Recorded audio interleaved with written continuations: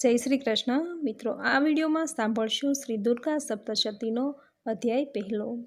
નવરાત્રિના 9 દિવસ આ પાવન અવસરે મા દુર્ગાના સપ્તશતીના પાઠ કરવાનું મહત્વ છે। કહેવાય છે કે નવરાત્રિ દરમિયાન મા દુર્ગા સપ્તશતીનો પાઠ જો કરવામાં આવે તો મા દુર્ગાની અપાર કૃપા પ્રાપ્ત થાય છે, મનોકામના પૂર્તિના આશીષ મા આપે છે। નવરાત્રિમાં મા દુર્ગાના 9 રૂપોની વિવિધ વિધિ વિધાન સાથે પૂજા અર્ચના કરવામાં આવે છે। સાથે જ મા દુર્ગાના સપ્તશતીનો પાઠ કરવાનો પણ ખૂબ જ મહિમા છે। નવરાત્રિના 9 દિવસો દરમિયાન નિત્ય દુર્ગા સપ્તશતીનો પાઠ કરવાથી ઘરમાં રહેલી નકારાત્મક ઉર્જાનો નાશ થાય છે, ઘરમાં સુખ સમૃદ્ધિમાં વધારો થાય છે। સાથે જ મા દુર્ગા પ્રસન્ન થઈ તેના ભક્તો પર કૃપા હંમેશા વરસાવતા રહે છે।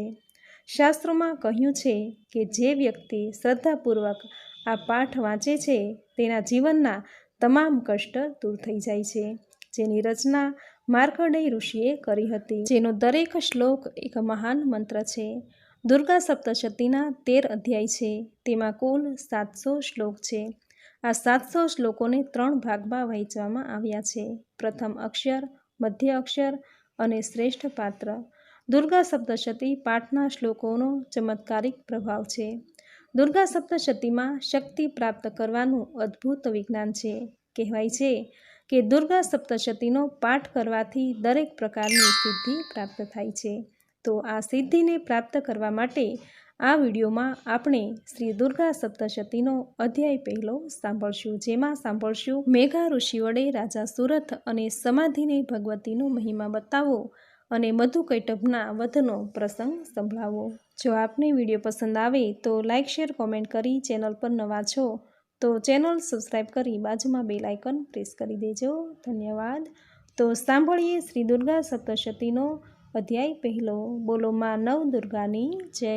પ્રથમ ચરિત્રના બ્રહ્મા ઋષિ છે, મહાકાળી દેવતા છે, ગાયત્રી છંદ છે, નંદા શક્તિ છે, રક્તદંતિકા બીજ છે, અગ્નિ તત્વ છે અને ઋગ્વેદ સ્વરૂપ છે।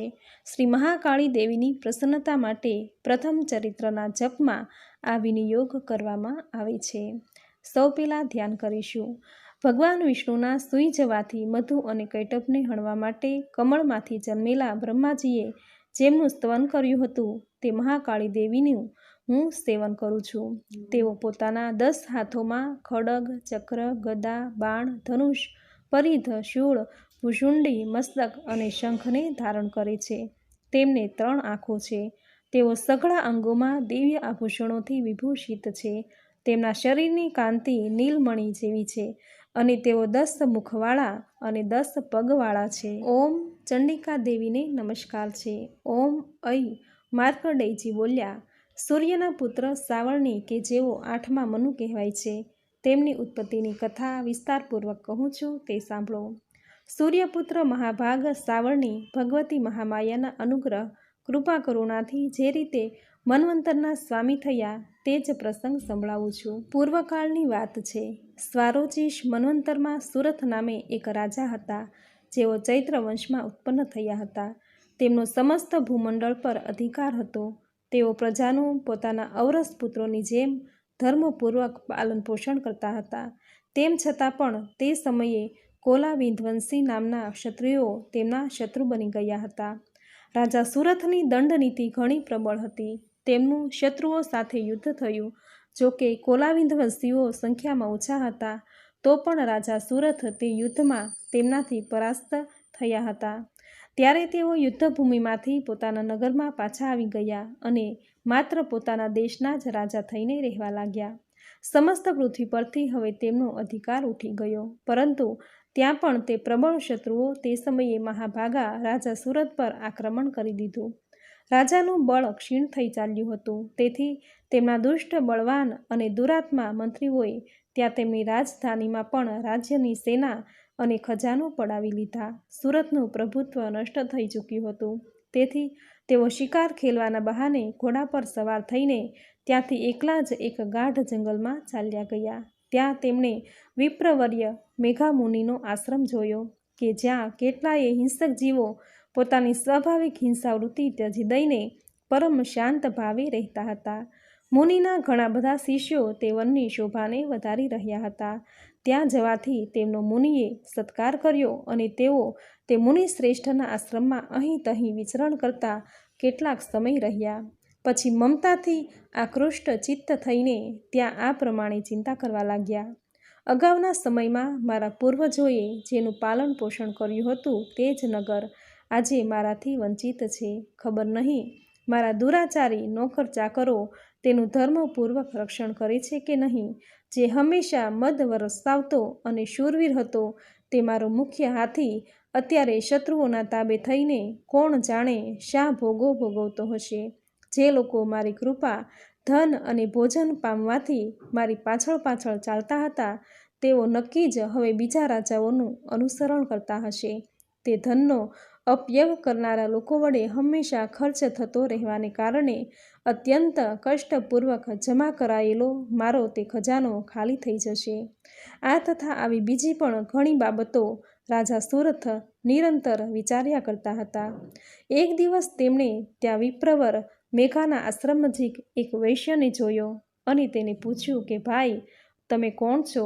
અહીં તમારા આવવાનો શો હેતુ છે? તમે કેમ શોકગ્રસ્ત અને અન્યમસ્તક જેવા દેખાવ છો? રાજા સુરથે પ્રેમપૂર્વક કહેલા આ વચન સાંભળીને તે વૈશ્યે વિનમ્ર ભાવે તેમને પ્રણામ કરીને કહ્યું કે હે રાજન, હું ધનવાનોના કુળમાં જન્મેલો એક વૈશ્ય છું. મારું નામ સમાધિ છે. મારા દુષ્ટ પત્ની પુત્રોએ ધનના લોભને લીધે મને ઘરમાંથી બહાર કાઢી મૂક્યો છે. હું અત્યારે ધન, પત્ની અને પુત્રોથી વંચિત છું. મારા વિશ્વાસુ સગાઓએ મારું જ ધન પડાવી લઈને મને ઘણો દૂર કરી દીધો છે. તેથી દુઃખી થઈને હું જંગલમાં ચાલ્યો આવ્યો છું. અહીં રહેવાને લીધે હું એ વાત જાણતો નથી કે મારા પુત્રો, મારી પત્ની અને મારા સ્વજનો કુશળ છે કે નહીં. આ સમયે ઘરમાં તેઓ કુશળતાપૂર્વક રહે છે કે પછી તેને કોઈ કષ્ટ છે? મારા તે પુત્રો કેવા છે? શું એ સદાચારી છે કે પછી દુરાચારી થઈ ગયા છે? જે લોભી પત્ની, પુત્રો વગેરેએ ધનને કારણે તમને ઘરમાંથી કાઢી મૂક્યા છે તેમના પ્રત્યે તમારી ચિત્તમાં આટલું સ્નેહ મમતાનું બંધન કેમ છે? ત્યારે વૈશ્ય બોલ્યો, તમે મારા વિશે આ જે કહ્યું તે યથાર્થ છે, પણ હું શું કરું? મારું મન નિષ્ઠુરતા ધારણ કરતું નથી. જેમણે ધનથી લુપ્ત થઈને પિતા પ્રત્યેના સ્નેહને, પતિ પ્રત્યેના પ્રેમને તથા આત્મીય તરીકે પ્રત્યેના અનુરાગને તિલાંજલિ આપી દઈને મને ઘટમાંથી કાઢી મૂક્યો છે તેમના પ્રત્યે મારા હૃદયમાં આટલો સ્નેહ છે. હે મહામતી, ગુણહીન સંબંધીઓએ પ્રત્યે પણ મારું આ ચિત્ત આ પ્રમાણે પ્રેમમગ્ન થઈ રહ્યું છે. એ શું છે? આ વાત હું જાણતો હોવા છતાં પણ જાણી શકતો નથી. તેમના માટે હું નિશાસો નાખું છું અને મારું હૃદય અત્યંત દુઃખી થઈ રહ્યું છે. તે લોકોમાં પ્રેમનો સ્વાર્થ અભાવ છે, તો પણ તેમના પ્રત્યે મારું મન નિષ્ઠુર થવા પામતું નથી. તો આ માટે હું શું કરું? ત્યારે માર્કંડેયજી કહે છે કે હે બ્રહ્મન, ત્યાર પછી નૃપ શ્રેષ્ઠ સુરથ અને સમાધિ નામનો તે વૈશ્ય બંને સાથે સાથે મેઘામુનિ સમક્ષ ઉપસ્થિત થયા અને તેની સાથે યથાયોગ્ય ન્યાયપૂર્વકનો વિનયપૂર્ણ વર્તાવ કરીને બેઠા. ત્યાર પછી તે વૈશ્ય અને રાજાએ કંઈક કહેવાનું શરૂ કર્યું. રાજાએ કહ્યું, હે ભગવાન, હું તમને એક વાત પૂછવા ઈચ્છું છું. તમે જે વિશે કહો છો, મારું ચિત્ત પોતાને આધીન નહીં હોવાને કારણે એ બાબત મારા મનને ઘણું દુઃખ આપે છે કે રાજ્ય મારા હાથમાંથી જતું રહ્યું છે. તેના અને તેના બધા જ અંગોમાં મારી મમતા બની રહેલી છે. હે મુનિ શ્રેષ્ઠ, હવે તે મારું નથી એ જાણતો હોવા છતાં પણ તેની માટે અજ્ઞાનીની જેમ મને દુઃખ થાય છે. આ શું છે? આ તરફ આ વૈશ્ય પણ ઘરમાંથી અપમાનિત થઈને આવ્યો છે. તેના પુત્રો, પત્ની અને નોકર ચાકરોએ તેને તરછોડી દીધો છે. તેના સ્વજનોએ પણ તેનો પરિત્યાગ કરી દીધો છે. તો પણ આ તેમના પ્રત્યે અત્યંત હાર્દિક સ્નેહ રાખે છે. આ પ્રમાણે આ અને હું બંને ઘણા દુઃખી છીએ. જેમાં પ્રત્યક્ષ દોષ જોવામાં આવ્યા છે તે વિષય માટે પણ અમારા મનમાં મમતાજનક આકર્ષણ ઉત્પન્ન થઈ રહ્યું છે. હે મહાભાગો, અમે બંને સમજદાર છીએ, તો પણ અમારામાં જે મોહ ઉત્પન્ન થયો છે એ શું છે? વિવેક શૂન્ય મનુષ્યની જેમ મારામાં અને આ વૈશ્યમાં પણ મૂઢતા પ્રત્યક્ષ દેખાઈ આવે છે. ત્યારે ઋષિ બોલ્યા, હે મહાભાગ, વિષયના માર્ગનું જ્ઞાન બધા જ જીવોને છે. આ જ પ્રમાણે વિષય પણ બધા માટે અલગ અલગ છે. કેટલાક પ્રાણીઓ દિવસે જોઈ શકતા નથી અને બીજા ફક્ત રાત્રે જ જોઈ શકતા નથી, તથા કેટલાક જીવો એવા છે કે જેઓ દિવસે અને રાત્રે પણ બરાબર જ જોઈ શકે છે. એ સાચું છે કે મનુષ્યો સમજદાર હોય છે, પણ માત્ર તેઓ એવા હોતા નથી. પશુ, પક્ષી અને મૃગો વગેરે બધા જ પ્રાણીઓ ઘણા જ સમજદાર હોય છે. મનુષ્યોની સમજદારી પણ એવી જ હોય છે કે જેવી તે પ્રાણીઓ અને પક્ષીઓની હોય છે, તથા તે જેવી મનુષ્યોની હોય છે તેવી જ સમજદારી તે પ્રાણીઓ, પક્ષીઓ વગેરેની હોય છે. આ સમજદારી અને બીજી બાબતો પણ બંનેમાં લગભગ સરખી જ છે. સમજદારી હોવા છતાં પણ તે પક્ષીઓને તો જુએ છે. એ પોતે ભૂખથી પીડિત હોય છે, છતાં પણ તેઓ મોહને લીધે બચ્ચાઓની ચાંચમાં કેટલા ભાવથી અન્નના દાણા મૂકી રહ્યા છે. હે નરશ્રેષ્ઠ, શું તમે નથી જોતા કે આ મનુષ્યો સમજદાર હોવા છતાં પણ લોભને લીધે પોતે કરેલા ઉપકારનો બદલો મેળવવા માટે પુત્રોની અભિલાષા કરે છે? જોકે તે બધામાં સમજની કમી તો નથી, તો પણ તેઓ સંસારની સ્થિતિ, જન્મ, મરણ, પરંપરાને બનેલી કાયમ રાખનારા ભગવતી મહામાયાના પ્રભાવ વડે મમતામય વમળયુક્ત મોહના ઊંડા ખાડામાં નખાયેલા છે. તેથી તેમાં આશ્ચર્ય પામવું જોઈએ નહીં. જગદીશ્વર ભગવાન વિષ્ણુની યોગ નિંદ્રારૂપી જે ભગવતી મહામાયા છે, તેમના થકી આ જગત મોહિત થઈ રહ્યું છે. તે ભગવતી મહામાયા દેવી જ્ઞાનીઓના પણ ચિત્તને જબરજસ્તીથી ખેંચીને મોહમાં નાખી દે છે. તેઓ જ આ સંપૂર્ણ ચરાચર જડ, ચેતન, સ્થાવર, જંગમ જગતનું સર્જન કરે છે, તથા તેઓ જ પ્રસન્ન થવાથી મનુષ્યોને મુક્તિનું વરદાન આપે છે. તેઓ જ પરાવિદ્યા છે, સંસાર બંધન અને મોક્ષના હેતુભૂત સનાતની દેવી છે, તથા સમસ્ત ઈશ્વરોના પણ અધીશ્વરી છે. રાજાએ પૂછ્યું, હે ભગવાન, જેમને તમે મહામાયા કહો છો તે દેવી કોણ છે? હે બ્રહ્મન, તેમનો આવિર્ભાવ કેવી રીતે થયો તથા તેમના ચરિત્રો શા શા છે? બ્રહ્મવેતાઓમાં શ્રેષ્ઠ હે મહર્ષિ, તે દેવીનો જેવો પ્રભાવ હોય, જેવું સ્વરૂપ હોય અને જે રીતે તેમનો પ્રાદુર્ભાવ થયો હોય, તે બધું જ હું તમારા મુખેથી સાંભળવા ઈચ્છું છું. ત્યારે ઋષિ બોલ્યા, હે રાજન, વાસ્તવમાં તો તે દેવી નિત્ય સ્વરૂપા જ છે. સંપૂર્ણ જગત તેમનું જ રૂપ છે, તથા તેમણે સમસ્ત વિશ્વને વ્યાપ્ત કરી રાખ્યું છે. તો પણ તેમનું પ્રાગટ્ય અનેક પ્રકારે થાય છે. તે મારી પાસેથી સાંભળો. જોકે તેઓ નિત્ય, શાશ્વત અને અજન્મા છે, તો પણ દેવતાઓનું કાર્ય સિદ્ધ કરવા માટે જે સમયે તેઓ પ્રગટ થાય છે, તે સમયે લોકમાં ઉત્પન્ન થયેલા કહેવાય છે. કલ્પના અંતે જ્યારે સમસ્ત જગત એકાર્ણવમાં નિમ્ન થયું હોય, ત્યારે સૌના પ્રભુ ભગવાન શ્રી વિષ્ણુ શેષનાગની શૈયા બિછાવીને યોગ નિંદ્રાનો આશ્રય લઈને શયન કરી રહ્યા હતા. ત્યારે તેમના કાનોના મેલમાંથી બે ભયંકર અસુરો ઉત્પન્ન થયા, જેઓ મધુ અને કૈટભના નામે વિખ્યાત થયા. તે બંને બ્રહ્માજીનો વધ કરવા તૈયાર થયા. ભગવાન વિષ્ણુના નાભિકમળમાં વિરાજમાન પ્રજાપતિ બ્રહ્માએ જ્યારે તે બંને ભયાનક અસુરોને પોતાની નજીક આવેલા જોયા અને ભગવાનને સૂતેલા જોયા, ત્યારે તેણે એકાગ્રચિત્ત થઈને ભગવાન વિષ્ણુને જગાડવા માટે તેમની આંખોમાં નિવાસ કરતા યોગ નિંદ્રાની સ્તુતિ આરંભી દીધી. જેઓ આ વિશ્વના અધીશ્વરી, જગતના ધાત્રી ધારણ કરનારા, સંસારનું પાલન અને તેનો સંહાર કરનારા તથા તે જ સ્વરૂપ ભગવાન વિષ્ણુના અનુપમ શક્તિ રૂપા છે. તે જ ભગવતી નિંદ્રા દેવીની ભગવાન બ્રહ્મા સ્તુતિ કરવા લાગ્યા. હે દેવી, તમે જે સ્વાહા, તમે જ સ્વધા અને તમે જ વષ્ટકાર છો. સ્વરોમાં પણ તમારું જ સ્વરૂપ છે. તમે જ જીવનદાયી સુધા અમૃત છો. નિત્ય અક્ષર, શાશ્વત પ્રણવ ઓમમાં અકાર, ઉકાર અને મકાર, આ ત્રણ માત્રાઓ રૂપે તમે જ સ્થિત છો. આ ત્રણ માત્રાઓ ઉપરાંત જે બિંદુ રૂપી નિત્ય માત્રામાં છે કે જેનું વિશેષ રૂપે ઉચ્ચારણ કરી શકાતું નથી, તે પણ તમે જ છો. હે દેવી, તમે જ સંધ્યા, સાવિત્રી અને પરાજનની દેવી છો. હે દેવી, તમે જ આ વિશ્વ બ્રહ્માંડને ધારણ કરો છો. તમારાથી જ આ જગતનું સર્જન થાય છે. તમારાથી જ તેનું પાલન થાય છે અને હંમેશા તમે જ કલ્પના અંતે સૌને પોતાનો ગ્રાસ બનાવી દો છો.